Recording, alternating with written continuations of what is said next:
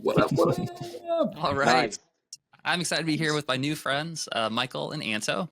They're from Music Promo Today. And a quick introduction, Music Promo Today agency is a digital music agency that blends Web2 and Web3 with cutting-edge blockchain technology developed to propel artists and labels into the future. Michael is a co-founder of the company, or I'm sorry, Michael's head of A&R, and Anto is a co-founder of the company. And they've done some campaigns with people you may have heard of, like Beyonce, to speak of, which is pretty incredible. When I was browsing the website, like, holy cow, like that's the queen. Let's go. But before we hopped on here in the green room, we were just talking a little bit about the current state of the music industry, and there's a lot of fear and excitement, and there's a lot that's changing with AI. And so I'm really looking forward to connecting with them and just hearing a little bit more underneath the hood of really what's happening right now in the music industry, both kind of where we were coming from and where things are going. So thank both of you for coming on the podcast today. Thanks for having us, Michael. It's a pleasure, man. Thank you, Michael. Yeah. Absolutely. So, to kick things off, maybe we can just start with a little bit of an introduction to you guys and how you started Music Promote Today and how you found yourself working with, artists like Beyonce. So back in 2007, 2006, a few of my friends reached out to me, and they were like, do you know we could make a website and we can make money with the website? And I was like, oh, that's interesting. So me and my friends started a blog in the music industry. Back then, people were downloading torrents and MP3 files to listen to music. So we had a music blog, and it was a lot of fun because we used to get a ton of traffic. And people used to use Kazaa, Winamp. It was a different music industry. We sold that blog after a couple of years, and I met Rafi. And when I met Rafi, we launched a few startups together, one on Twitter specifically. So artists reached out to us to grow their Twitter followers. There was no Facebook, there was no Instagram back then. So we helped artists grow their Twitter fan base with basic, no AI, no advanced methods or strategies. It was mainly like follow, unfollow automation, tweet more, to get a reach. But it worked. So a lot of DJs, a lot of musicians, politicians worked with us. We flipped that business. And then we did the same thing with Facebook pages when Facebook started to grow. When we did that with Facebook, we tried the same with YouTube. And then we were like, okay, this is getting interesting. Now we have like a baggage of knowledge. Let's start a marketing agency. So we launched a marketing agency that we still run till today. It was mainly B2B clients until we started noticing a lot of musicians are reaching out to us. We're like, okay, this could be a niche on its own. And our very first client was Mass Spike Miles from Massachusetts. And we ran a campaign. Things, were going in the right direction. He signed to Rick Ross, and then Maybach Music Group, his, management company, signed with Warner Music. So we're like, okay, let's go after the main guy, the labels. And we went after labels. And when we looked back, we were like, okay, we have more musicians as clients than B2B clients. And we've done a lot of great campaigns for large corporations like Sony, not Sony Music, Sony PlayStation, Sony Vaio laptops back in the day. We've done campaigns for companies like Bell Canada, Virgin Mobile. And at that point, we were like, okay, we have more musicians than B2B. Let's create this MPT branch, the Music Promo Today branch, and just focus, a certain number of employees in the music space. And we started that officially in 2014. Now it's almost 11 years. We're still in the game. We pivot. People tell us we're experts, but we try to make sure artists get from A to B. And frankly, B is very different for every single client we have. Yeah, absolutely. Awesome. Yeah, I mean, you have to be doing something right if you last more than 5 years in the music industry. Oh, yeah. Okay, awesome. And having had perspective both from your previous work with the marketing agency and both kind of before the music industry and then kind of coming into the music industry, I'm curious, Uh, how do you feel like the landscape of the music industry compared to other industries that you've done marketing stuff for before? Like, what are some of the unique facets of the music industry that you think are actually only relevant to the music industry that aren't as relevant to other ones?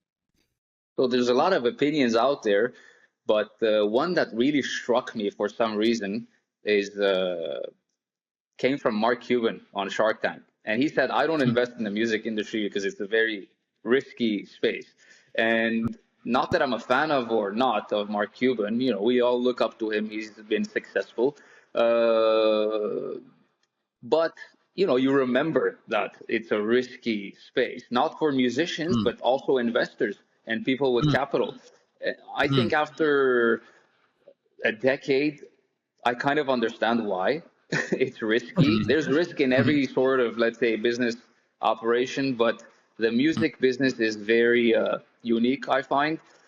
mm, And there's a lot of challenges for the investor, for the founders, for the recording artist, and there's a lot of changes. It's a very fast-paced industry, especially that now technology is involved. Things mm, used to be very simple back in the day mm, compared to today.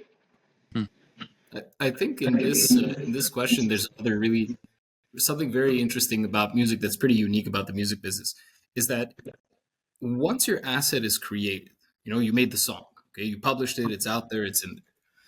Even if it's 15 years later, and you've been unheard of or off the map for 15 years. You made one song and like that was it, got a few thousand streams. But 15 years later, all of a sudden it could resurface. Unlike any other business where, well, if you don't have any customers anymore, well, that's pretty much the end of your business and you got to lock the doors and call it a day. mm, Music as a creator, especially mainly on the artist side, you always have something that's there that could mm, have and create value many, many years later, mm, which is something we see often, especially now in the age of TikTok and everything, where people are digging up old songs that like people haven't heard of, since the 70s or something, or was this weird niche track from like the 50s or something. And all of a sudden it's a trending sound on TikTok and everybody's invited and, the person's name begins to climb on streaming channels and, some trust fund somewhere from their fourth descendant, all of a sudden gets a check for 40 grand. They're like, all right, well, mm, what's this from? I mm, think that's a reality that can only really exist in this creative space mm, as opposed to anything else. mm, A lot of artists, that show up and it's their debut, you can take the model of, let's say, a startup and profile it on top of the artist. You could look at them as someone that, oh, okay, first, what's your product market fit? And you could use the same terms and all these different things to kind of analyze it. So it's unique in that sense, but also shares a lot of similarities between classical businesses. It's what Anto was saying earlier with the business of music and the music business. Two very distinct things. mm. Super interesting. It just seemed like what you both said kind of ties in together in some ways too, around it being more of like a risky business, but also that you have this art that can actually have value that lives beyond the original business. What came to mind was thinking about some of those stories of artists, like famous artists that everyone recognizes, that they weren't famous in their time, but then they like died, and then their art Yeah. became like huge. And it's kind of a bummer for the artist, like, to not realize until after. But it's unique and it's interesting that even can happen. And you Yep. think that that's a function of like the art itself? And this is probably going to lead us into some interesting territory with. It sounds like you guys are involved in the Web2, Web3, and some blockchain things as well. So I'm curious to hear your thoughts on the role of like art and where things are headed, and on the music side. Yeah, I want to comment on what you just said about artists, let's say, passing away and music taking off. I was actually thinking about this in the last 2 weeks Mm, about legacy planning. You know, mm, we work with a lot of interesting people that have a lot of interesting music. And music could be in the shape of, let's say, instrumental as well, or lyrics that are very meaningful and that could even heal mm, uh, people. So I've been thinking about starting something with MPT that not only takes care of the artist today or the next 3 months or 6 months, but plan for, just like starting a business. Entrepreneurs, founders don't plan for concession. And Mm. when something happens, Yeah. everyone is like, what's going to happen? And then the bank comes in to take over, Mhm. and I want to make sure that if someone is really uh, talented and has, like Michael said, an amazing sound, music, a catalog, it should actually reach out to people even after they pass away. Yeah. Uh, and it's not the case now. Mm. And we see that after, let's say, 75 years or X amount of years, even copyrights disappear, and you can Mm. get a hold of music without their original copyrights.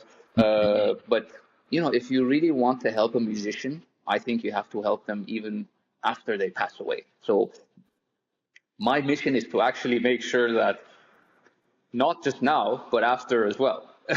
Yeah. I think that's a very important thing, because at the end of the day, one day we'll be gone from this world. And if one generation or two generations after people remember us, that's great. But if you could set things in stone so that you're remembered for generations to come, that means your music is actually very, very powerful. And as humans, we could do that. We could do this. We can unlock that genius to get this done. And I firmly believe that we could do this with our company. Yeah. We have very smart people. We're engaged. We don't count the hours when it comes to like getting the artist from A to B. Uh, if you're focused, you could make anything happen. And just on that point, I think it's very important for a musician to plan that legacy Mhm. and to think about what's going to happen when Yeah. you take the stairs. That's it. It's a the art that question of art, Michael, that you asked. It's super interesting because art, fashion, style, all come down to social values.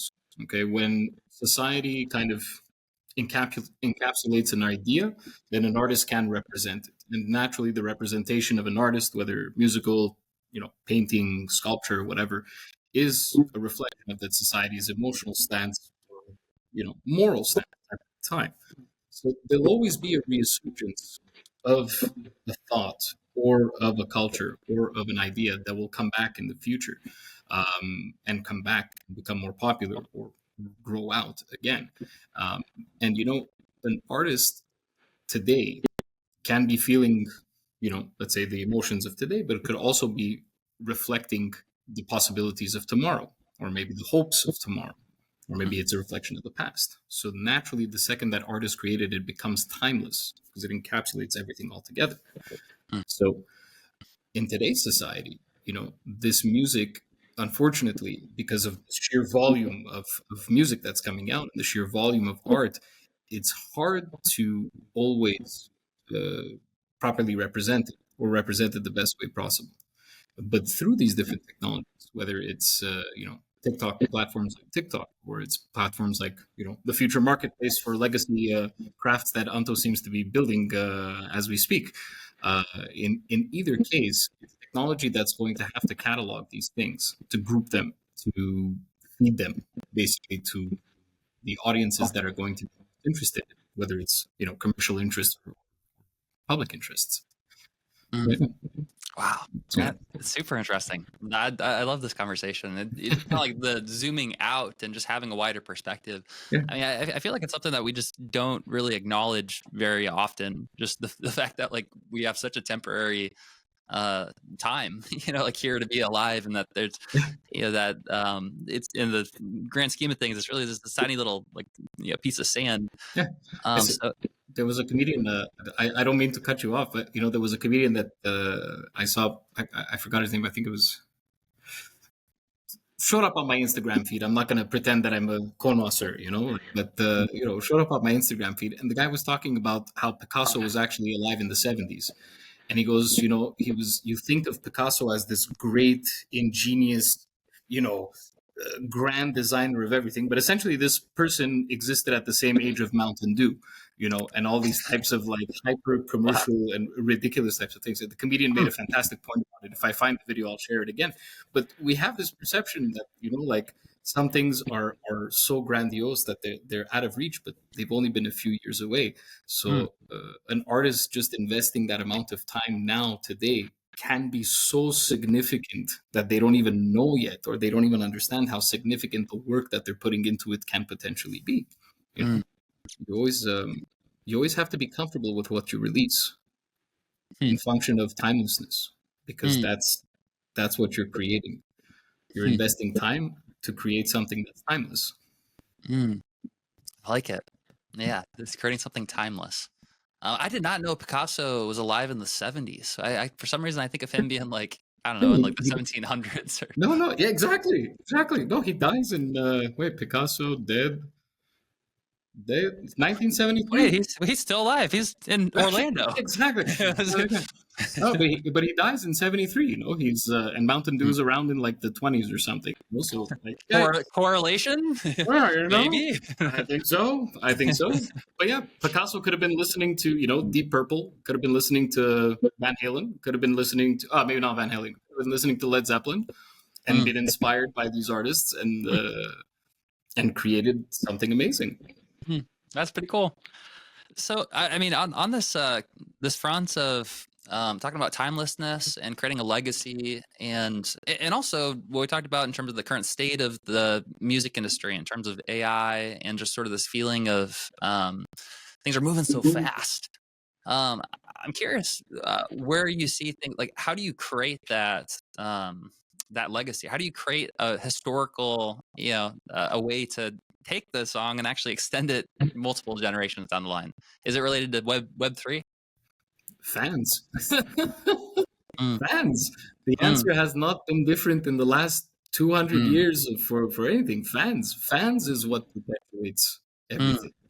Your mm, music is your music could be the greatest thing in the world. You could be an absolute genius that has created this like complex thing in the world, but if nobody hears it, mm, well, great. Like you created the most complex and beautiful thing in the world, but nobody heard it, or it mm, wasn't able to affect anyone.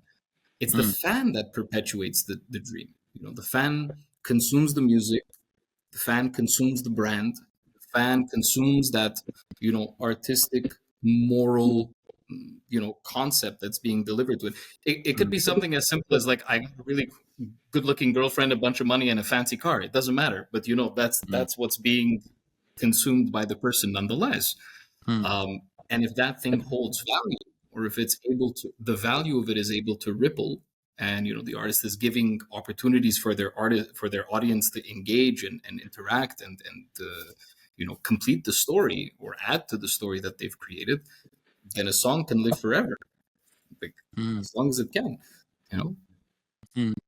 like Anto, you've gone through this where like some of your clients have come back like years later with like the song is still popping. At the end of the day.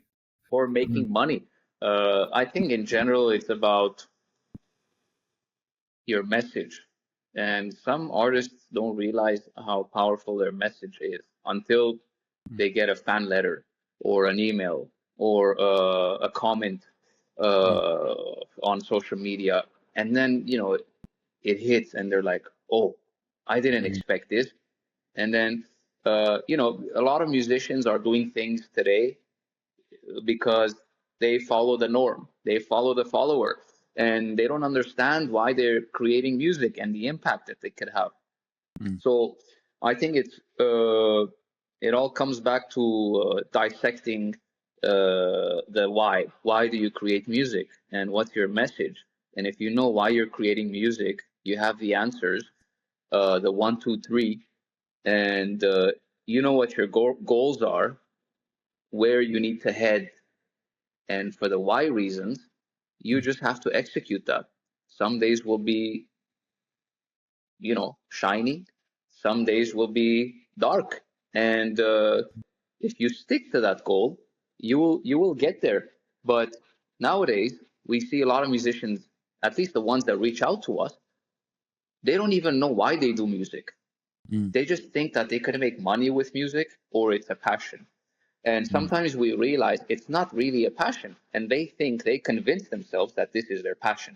Mm. Uh, if you really dissect and you understand the why you are creating music and the impact you could have, I think you become much more responsible with the music that you create, and you don't start to follow the trends. If you start following trends, they change all the time. You'll get lost in a storm of trends. Mm. Mm. So you have to be yourself. You have to be unique. You have to be you. You have to be different. Uh, and if you're different, you're unique, and you're the first doing, starting that trend, Mm. and you know the why, you could be very impactful. Mm. And 99.9% of artists can't answer these questions. Mm. And if you can answer these questions, you will be very happy with the little number of fans that you produce. People don't realize, and we always preach this, if I put 1,000 people in front of you, uh, and you needed to start a conversation with them, you don't know where to begin. That's a lot of people. But if you get 1,000 likes on Instagram, it doesn't look like much. If you get 1,000 subscribers on YouTube, it doesn't look like much, let alone 1,000 comments on a single post. You could be very unhappy about it. But if I put 1,000 people in front of you and I tell you what you could sell them, what message, impact you could, what energy you could transpire to them, that could be very dangerous, that could be very interesting, and it could be very exciting at the same time. So Mm. people are very much focused on numbers without actually focusing on the why, Mm. on what's their mission, why do they create music, and what's the vision. And if Mm. they could answer these questions, they will get to where they need to get without Mm. even maybe knowing what's Web3 or Mm. what's Web2. Because for some people, obviously, it's sophisticated. Web3 is not for everyone. And that's fine. That's okay. Just like it's fine having 1,000 very dedicated fans instead of 10,000 or 100,000 people that you don't know. Mm. Yep. Mm. And it's fine. So A good. 1,000 fans, like that 1,000 number. Spotify just removed that set that 1,000 listener mark. And you think Mm. about it, it's like 1,000 people just listen to my song. Like, why should that be diminished in any way, shape, or form? How many people can actually have 1,000 people in front of them at a concert or sell 1,000 tickets? But it's anyways, Mm. interesting number. Mm. Mhm. It definitely is. Yeah, I'd love this conversation. And it sounds like what you're saying is that one of the most important things to get clear on to start with is why you're doing what you're doing, the purpose. Because if you don't know that, then one analogy that comes to mind is if you're like climbing up a bookshelf and you climb really high, but then at the end you kind of realize, oh man, like I was up against the wrong bookshelf. Like versus if you actually kind of figure out like what is your purpose. Yeah, Another analogy is you kind of like having a north star in the sky, like figuring out like what is your message, what's your purpose, why are you doing it. And you might have up days where it's all sunny and it's great, and you might have down days where it's rainy and it's stormy, but at least like you have that mission, you have that thing that you're driving towards. absolutely, absolutely, and it goes with everything. That step zero is so important for a lot of people, and sometimes it's not necessarily clear at first, but you could still see that the person has a natural inclination, and you could see this a lot in young artists, like people that are just starting. You have the artist that's coming out of music school, that they've learned in an academic fashion, like, okay, this is the talent, let's say, this is the industry, and this is the thing, and they're putting it together as a business. Whereas there's other people that they were just good at something, they began to practice, and in a swing of a moment, through maybe a few means and a few opportunities here and there, decided to record something. And there's a lot more of those people than you might than you might think. Mm. And a lot of them, at first, like Anto, some of them have no idea and they'll never know. Maybe it was just a fluke or a good time. But a lot of them kind of get into this thing where they realize that, like, okay, there's a creative process. And all of a sudden, they're learning that creative process from scratch. Mm. And it's important that, when you meet an artist that's at that level, that you see has that inclination to keep practicing, to keep doing it, and like to put the time and to really invest the time to understand. Those are the people you need to nurture. Those are the artists you really need to encourage as much as possible, because they're often the ones that are going to be able to make it all the way through. you know, Mm, without necessarily having gone through the process of learning and going through a deep, like, technical knowledge of music. mm. So yeah, North I, Stars, I, definitely. I Good like it. friends as well. Artists need North Mm, Stars and good friends. That's for sure. uh, It's a very difficult business to do alone. mm. Yeah, that totally makes sense. And the phrase that comes to mind as you share that is, "Who you are speaks louder than what you say." And it sounds like what you're saying is that, like education is really valuable, it's really important, but actually like who you are and actually showing up and doing the thing is the thing that's the most important. And Oh that's yeah. why, it's possible to be very successful even if you don't have technical education, but you actually show up and you do it and you become, Mhm. that person. That Mm, confidence, the confidence in knowing who you are, the mm, confidence in and being kind of assertive with your why, owning your why. And it doesn't mean that the mm, why needs to be permanent. It could go this way, it could go that way, but you own it. You mm, really have to own that why. mm, Um, it's even Rick Rubin says, like, he was on Anderson Cooper, the CNN interview. He's like, I have no technical knowledge. He's like, mm, I have no idea how any of this stuff actually, like, actually physically works. But mm, the man is behind some of the greatest things possible because he was able to mm, convey that message properly and stay true to himself. As a mm, creator, as a creative mind. mm. That's powerful. Yeah, man. Yeah, one question. Consistency. I'd love to hear your guys' perspective on this. So one of the themes that we're discussing is around like authenticity and being yourself and showing up, having your why, your North Star, and not necessarily chasing the trends, but actually just continuing to be true to yourself, which I Mhm. think for a lot of artists is like, that's something they're extremely concerned about. Is they don't want to be on the flip side, which is sort of like quote unquote selling out or being like seen in this commercial or whatever. Mm. Um, and on the flip side, it seems like that side of it, around like the memes or the cultural memes, like sometimes there's a greater macro thing that's happening in the world, and then that thing kind of Yeah. that meme propagates, and then it's like bam.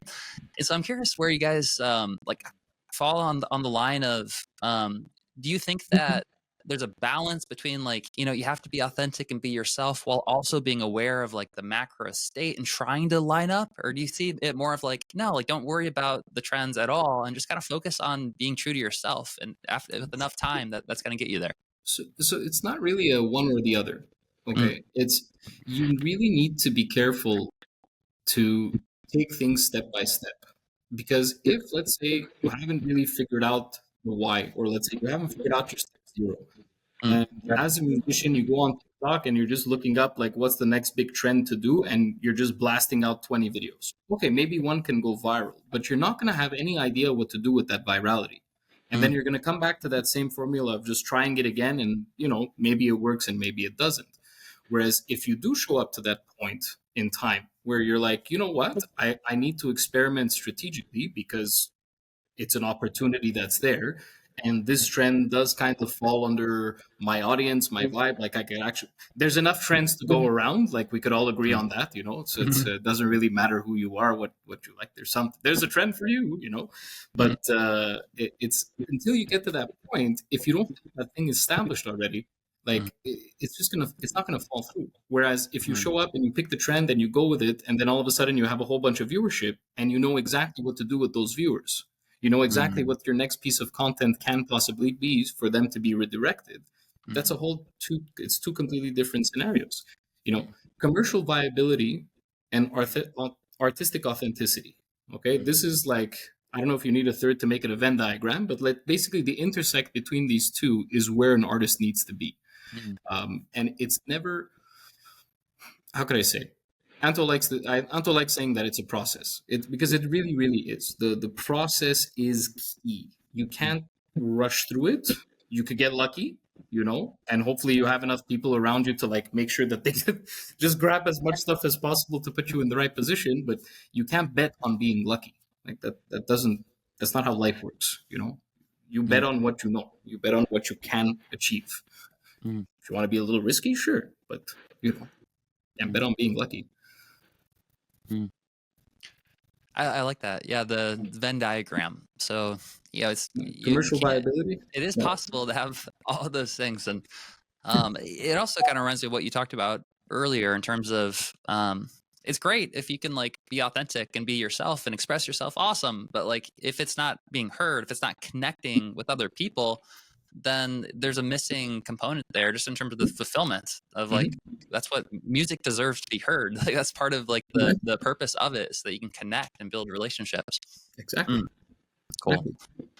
So maybe, I mean, I know that Web3 and blockchain, what I appreciate about both of you in this conversation up to this point has been that it's very like rooted in the foundation of what's really important, which is the connection between the artists and their fans and their relationships. And also, there are new tools and things that are happening right now, big shifts that are happening in the landscape of things like the internet and Web2 and Web3. And so I'm curious to hear your perspective on the current landscape of that transition. And, as it relates to NFTs, obviously there's a big bubble pop and for good reason. There's, I don't know, gifts of hamsters aren't worth millions of dollars, but surprise, JPEGs, really? Right. Who would have thought? But I'm curious to hear your guys' perspective on kind of the current landscape of that transition, and where do you think things are headed, for artists on these platforms? I could go on for days with this one, man. I don't know if I'll leave you the mic though to hold my hold Yeah, my. I'll keep the NFT part for you, Michael. I mean, I've collected a lot of NFTs. I'm, savvy when it comes to the blockchain and Web3, but Michael's enthusiast, I think there's a lot of platforms in today's era, when it comes to technology, and artists are distracted trying to find out what they have to do. And as let's say, I don't like to call ourselves experts, but I'm trying to think how we could, put this together. As people that have been through a lot of experiences, let's say, with a lot of different types of music and artists, uh, we use so many different tools when it comes to, let's say, software, technology, software, whether it's with AI or not, platforms, social media platforms, features, so much money that goes into advertising when we run campaigns. That's really where we learn about what works and what doesn't work. And unfortunately, in today's era, artists put a social media post, and if it doesn't engage well, they're very quick to give up. We try to teach them that, hey, it's okay if you're not producing numbers after 10 posts. What if it's the post number 145 that's going viral for a reason that you will never understand? Are you stopping at 144, or will you get to 145? That 145 could very easily be post number 2000. This is a game of consistency, understanding what you're doing, but at the same time, it's because it's changing at a very fast pace. You have to try everything.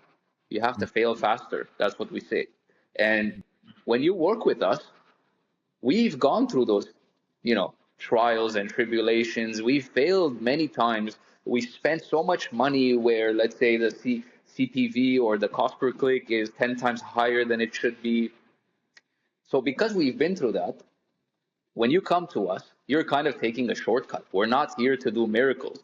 If you do pop music and you're targeting the Bronx for some reason, and I find someone else in the Bronx that also does pop music that sounds exactly like you, if you both of them have the same budget and the same targets, the conclusions and the outcomes will be very, very different.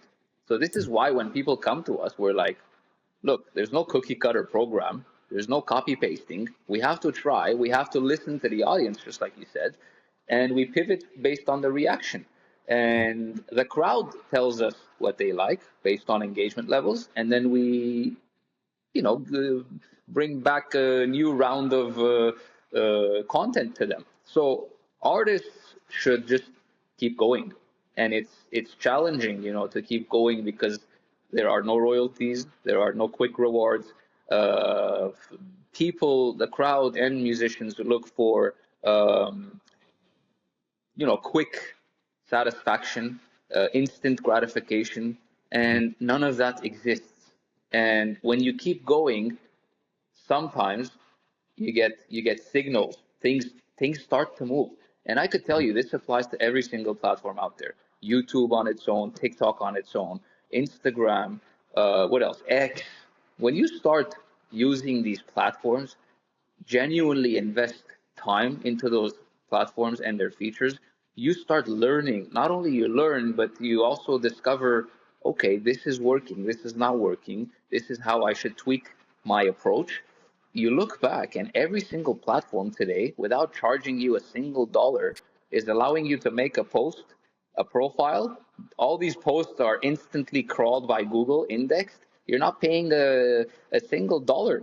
They allow you, optionally to advertise, to ice the cake. But imagine if you had to pay TikTok to sign up, and you had to pay for every single post to go live. These are things that musicians are taking for granted, and people always have expectations. So personally, I'm a guy that has no expectations. So this is the easiest way to be happy. No expectations, things happen, you could get happy. uh, Mhm. but the bottom line is to really try everything, fail faster, try everything, Mhm. mitigate risk, but keep going, because every platform out there wants their users to succeed. uh, and they reward them, but only if you keep using their platforms, which I think is fair.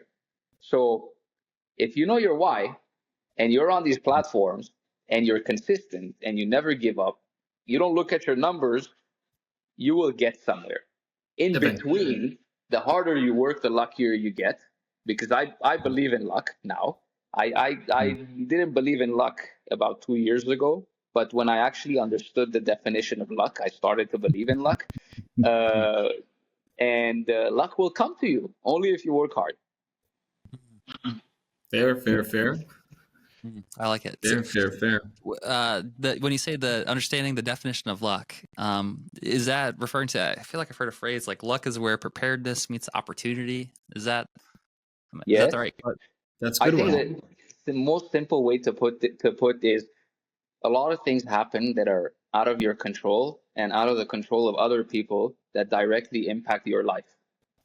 Hmm. And if nobody is in control, what do you call that? I'll tell you the source. I had a clash with my own brother about this topic of luck, because I was like, Hmm. you have to work hard, and you could work smart after you work hard, so you could work hard and smart. Mhm. And when you work hard, you get lucky. And then he gave me this amazing definition. I'm like, what was the source?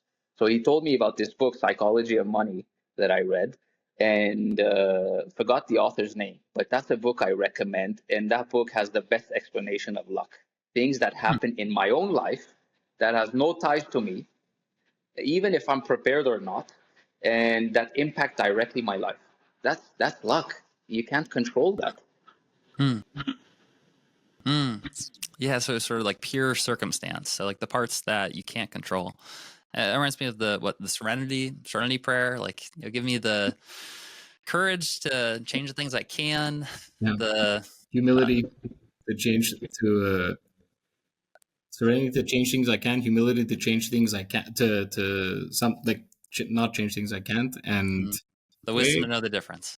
mm, there we We go. worked it out together. I think I've heard a Love it. different version. I don't know if I like humility too. I've heard a It's, different version, but it's the idea is exactly what you're talking about right now. Though, is just the ability to determine like, wow, like this is the part that I actually can control, yep. and I can have courage to change it if I can.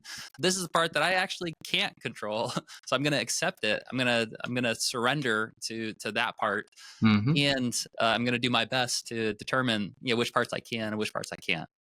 Mm, That's it. good stuff. Yeah, of course. Mm. So,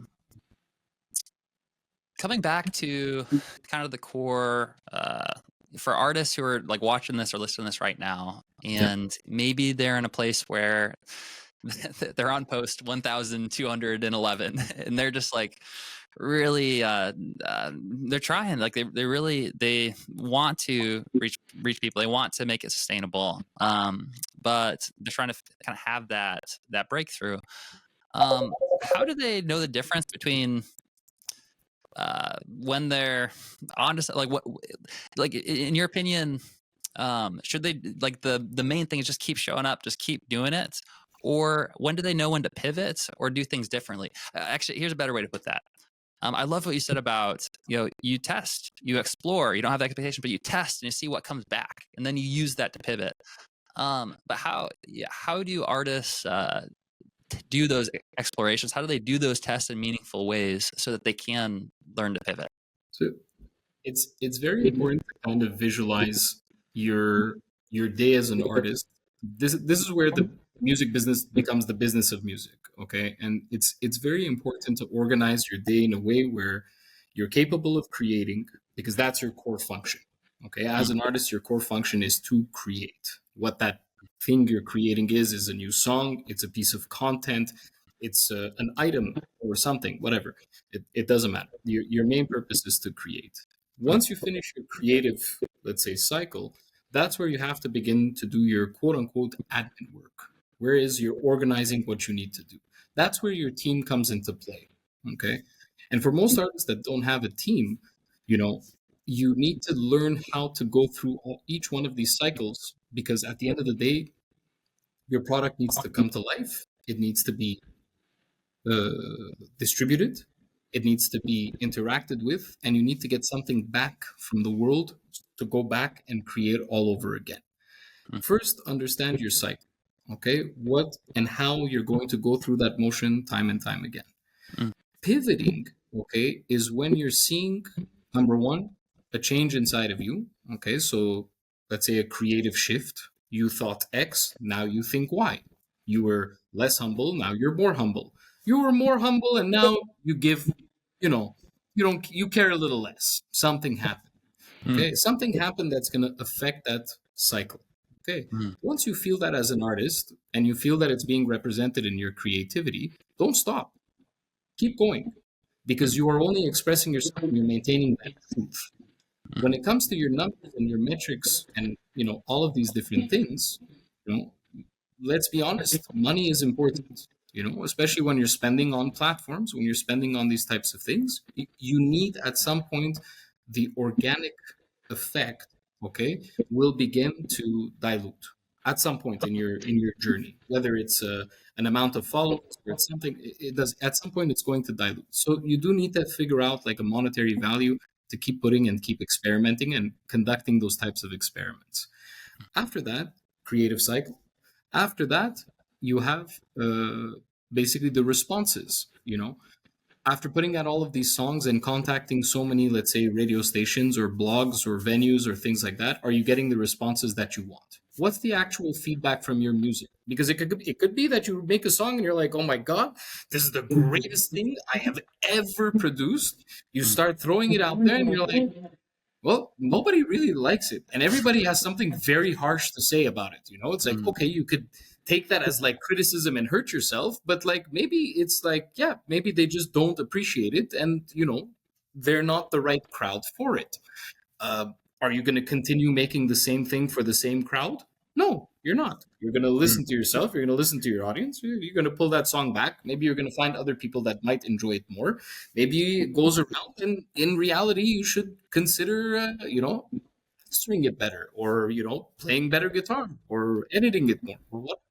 There's always a level of that you can learn as an artist and go back into your creative cycle to create something new. And the faster you do that, the more often you do that, the better everything will, like, even the pivots will come to you naturally, because you'll know, you'll be able to listen to what the world is telling you, and you'll be able to pivot towards what's working, without necessarily sacrificing your own creative integrity. I want to add something about pivoting. A lot of times, like, pivoting could be a very serious thing to do, let's say in business. But if you're a musician and you're on post 1000, like you said, uh, pivoting could be small changes to your strategy, to what you're doing. And I often say that analyze, picture an artist without any ad spend, without any budget. Those are the best examples to take. If you have a great piece of content, anything you could do online with money, you could do the same thing without money. Only if you have the right strategy, only if things happen at the best time in your favor. So if we take an example of an artist that has a great song and needs to promote that song without the budget, analyze what people are doing, because the music industry is a saturated space and there's millions of people doing certain things. What you see on videos all over YouTube, podcasts, especially social media, they can't even assess if the advice is right or wrong. Even community notes are not reliable, let's say on Twitter, on X. So you have to analyze what the public is doing, and you have to try to do something different, because not only there's a lot of people, but there's a lot of people trying to do the same things. And if we look at Spotify, for example, the editorial team that shrunk to like a very small team in the last couple of years, how many artists are they going to be able to respond to? So number one piece of advice, because everyone is trying to pitch to editorial through, let's say, Spotify for Artists, or LinkedIn, try to follow and stalk, these editors, stalk whoever they're following on Instagram, get those followings to share about you, 20 of them, and then the playlister will be like, what's happening on my feed, the same music, and maybe that sparks interest. That's a random example, but you have to try different things. You have to see what the public is doing, what thousands of artists, millions of them are doing, and you have to be different. You have to be unique, and you have to be one of the first people implementing this. Otherwise, you're just stuck uh, executing what the follower of your follower is doing, which minimizes the success rate, and it's very challenging, for a musician to master, to create an amazing body of work, but then to just hope that Spotify editorial will pick it up. So if you're on post number, let's say 1,000, and you're one post away to give up, or you're one post away going viral, try to change something, small things, every post, every 2, 3 posts. Uh, you know, it doesn't necessarily need to be a big pivot, but with every new post, try to send it to one more person. Try to change one small thing. And then you do that 1,000 times. Uh, these small pivots will result into something positive. And one day you'll look back, you'll be like, oh, I created something amazing. Add the why, add the purpose, add the fact that you're mission driven, and the mission, hopefully it's not just money at the end of the tunnel. You will be happy because you will be having this sense of accomplishment. And the crowd will come. If you have valuable content, great music, the crowd will come. It's up to you to, assess and be smart about your numbers. You could be unhappy with 20 million monthly listeners. We have clients emailing us, calling us if they don't hit the million streams every 24 hours. And we have to comfort and we have to explain, look, there's competition, there's this, there's that. You're not even spending money into advertising. Algorithmic plays could fluctuate. But that's the reality. People are very distracted with numbers and the platforms and the features. But, let's hope that, and we see this with celebrities. Some celebrities have a number one hit record. The crowd looks at them as a god, right? Number one hit record, platinum, this and that. In reality, if it's the artist first number one hit record, that artist is already looking at the next single and already by default expecting another number one platinum record, which is very stressful on a celebrity, especially a new celebrity that doesn't really have the team or the budget, the financials around them. So we have to be very grateful that we have access to these platforms, that we have access to these solutions, and we unfortunately have to be very smart with every single tiny decision we take in this space, because there's a lot of ways to spend the hard-earned money that you earn in the music space, ending up doing what people think. I could give you another example. Everyone talks about playlisting, right? And the blogs, the platforms, the SaaS products, you got to be on the best playlist with the most followers. In reality, if you spend money into advertising, the best way to spend money on advertising to promote the song is not advertising directed to your song, is an advertising directed to a playlist that has your song. uh, if we just look at the numbers, the metrics, the cost per conversion. But people don't talk about this because not a lot of companies or agencies or individuals are spending as much as money to get accurate conclusions. Yet, you Google, everyone talks about being on a playlist. Nobody's talking about analyzing these playlists, the growth of these playlists, what data is backing the audience of these playlists, how quick they're in decline or growth. So there's a lot of factors that the average musician can't track. This is why we like AI. You could analyze a lot of piece of information in a very short time frame. Exact. Awesome. I like it. Well, I feel like we could have a conversation for 2 or 3 more hours and it would still be just as entertaining. But this has been great. I feel like we've covered the foundation, kind of the core heart of creating a purpose for the music, and also some tactical ways to kind of zig when they're zagging, and a good lesson to to be yourself, but also find that Venn diagram and kind of find the balance of connecting with more people. So. Yeah. Thank you both for coming on here and sharing a little bit about Absolutely. your wisdom and insight from the past decade, well, several decades. And for anyone that's listening or watching this right now who is a musician who's interested in connecting more or learning more about the different resources that you have, where's the best place for them to go to connect more? So I was going to say, Michael, you could always find us, of course, on our website, on our LinkedIn's, on any of the social media. We're currently working with a new pivot for a lot of artists with TikTok directly. We'll be making an announcement pretty soon. So stay tuned, everyone. But for all those artists that are interested in opening up a brand new monetization route that's directly with TikTok, that technically is not going to be really available to most public for another couple of years. We have the advantages of offices in the regions that this is available in. Do contact us directly, info@musicpromotoday.com. You could also give us a call, 646-650-5557. Oh my God, I sounded like one of those advertising guys.